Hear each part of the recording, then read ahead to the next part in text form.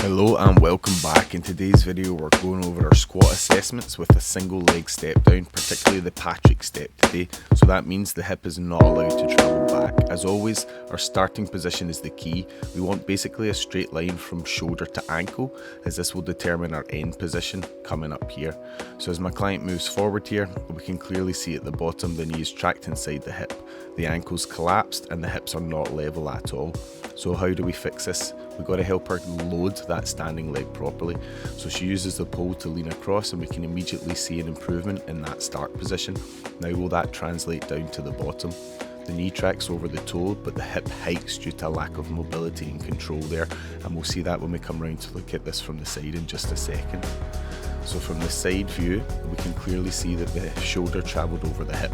So I come in and I get some hands on, I'm bringing our hips nice and level, I'm bringing them all the way through into extension, and that's a nice straight line to start. We can see as she travels down to the bottom, no forward translation from the shoulder. When I take my hands off for support, we can immediately see it's harder for her to balance, she leans forward and that ankle collapses again.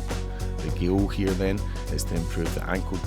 So we head over to the right hand side and we're looking for the same things. As we're standing at the top, we want to make sure there's a nice straight line from ankle, knee and hip. We can see as she sits down here that the hips are actually hiking quite a lot. Right at the top here, we're hiking over to the right hand side, we're not loading properly. The culprit is this right ankle. We can see a little bit of internal rotation in the tibia, the calf is rolling in, the ankle's collapsed, and that brings the knee inside the hip. We know that she won't be able to load properly as she sits down now, and we can see when we come down to the bottom position that is exacerbated quite a bit. So the ankle is collapsed, the knee is well inside the hip, and we're going to fall over at this point if not hurt the knee. So the first step again is to improve that single leg loading by holding on. We can see that was much more aligned, but at the bottom we still have the same problem happening. From the side we get a better idea. The shoulders are in front of the hips are dropping back into a flex position as she seeks to avoid the tightness into the ankle here.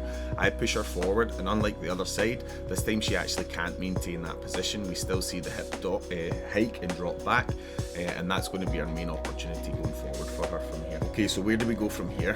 5 things to focus on. We're going to strengthen and improve the foot and the ankle, especially on that right hand side. We're going to lengthen and strengthen the hip flexors on the left and just generally strengthen the muscles around the hips, the glute med, the glute min.